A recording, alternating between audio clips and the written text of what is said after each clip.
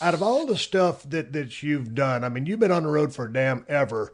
With obviously, with all the stuff that you've done in WWE, WCW, NWA, Smoky Mountain, blah blah blah blah blah.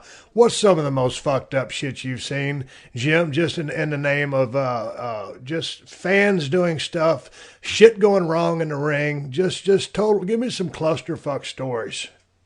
Oh my God, I can tell you right off the top of my head, Little Rock, Arkansas, one night, Mid South Wrestling. It's Barton Coliseum. It's the midnight in the rock and roll, and at this and point, you guys got to be on fire, right? And we're on fire. Rock and roll. It's sold out, Yep. and we go to the ring first, and here comes the rock and roll, and they bring the lights down, and they hit the Van Halen music. They were using Jump at the time as they're into, because that was the hot song. And they drop the lights and they put a spotlight on the stage. So here comes, out of the Barton Coliseum locker rooms, you come up these stairs onto this big stage, and that at the end of the arena, and then you come off the end of the stage, down the stairs and down the middle aisle to the ring. Well, here comes Ricky and Robert, and the shrieks from the teeny boppers are deafening, and the spotlight is playing all over it, and the people are going crazy. And Hoot Gibson, Robert Gibson, Punky and Hoot for everybody. If you don't know who Punky and Hoot are, you're not involved in the wrestling business. Ricky's Punky and Robert's Hoot. And they come up. Hoot had his issues sometimes with stepping places he shouldn't step. So they come up on this stage and they're in the spotlight and the people are going crazy. But of course, the spotlight in their eyes, the only light in the arena, they can't really see. So they're going on, we need to move forward. That's the only thing they knew. Well, we're watching in the ring, me and Bob Eaton and Dennis Condrey, and Ricky comes to the front of the stage and starts coming down those stairs to come down the middle aisle. And Hoot, the spotlight got in his eyes, and it was a T-shaped stage.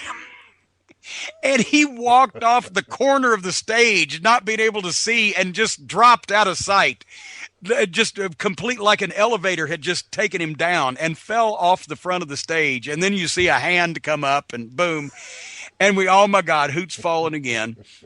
There was another time, the Heavenly Bodies in Smoky Mountain Wrestling were working with Doug and Mike Furness. Now, Doug Furness was a UT football star, was the legitimately set world strongman records. Unbelievable talent. Running back at the University of Tennessee.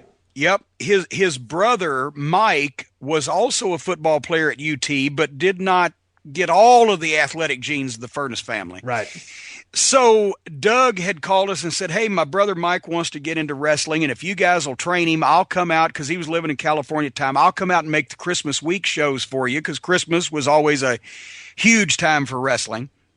So we trained Mike for 6 or 8 weeks. And then finally it came, we shot the angle where Mike Furness debuted in Smoky Mountain Wrestling, but the Heavenly Bodies got on him and beat him up. And here comes Doug, and we're going to have the tag match Christmas night, I believe it was 1993 in Knoxville, Heavenly Bodies and the Furness brothers.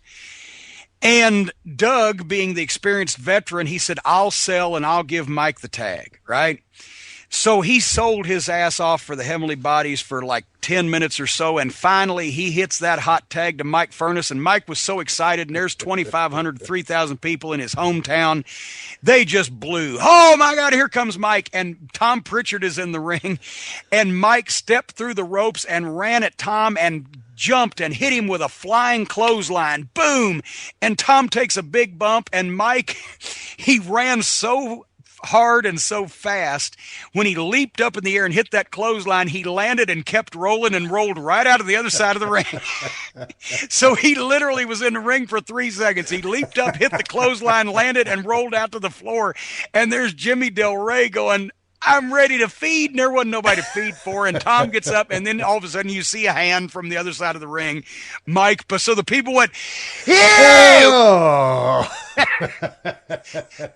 Much like Dutch Mantell one time in Tupelo, Mississippi. Dutch was the only, when I was younger, I was very fast. And Dutch was the only baby face that could catch me in the Memphis territory. He was quicker than a hiccup, boy. And Dutch. he would chase me around the ring and just wear me out. Like I was about to turn into butter, and finally he'd catch me and he'd give me an ass bump or do whatever the fuck. Well, in Tupelo, Mississippi, the old sports arena down there used to be an auto body shop, and there was still grease on the floor, and it had rained that night, and everybody brought the water in, and I had rubber treaded soles on my dress shoes because I didn't want to bust my ass, on the slick concrete arenas. Well, I saw him about to slide out, and I start flat-footing it around the ring to get ahead of him. And as he slides out under the rope to chase me, and I start going around the ring kind of flat-footed, running as fast as I could, I got halfway around the ring and looked around, and Dutch wasn't behind me. And I looked out, and I saw a hand coming up. It's always bad when you see one hand coming up.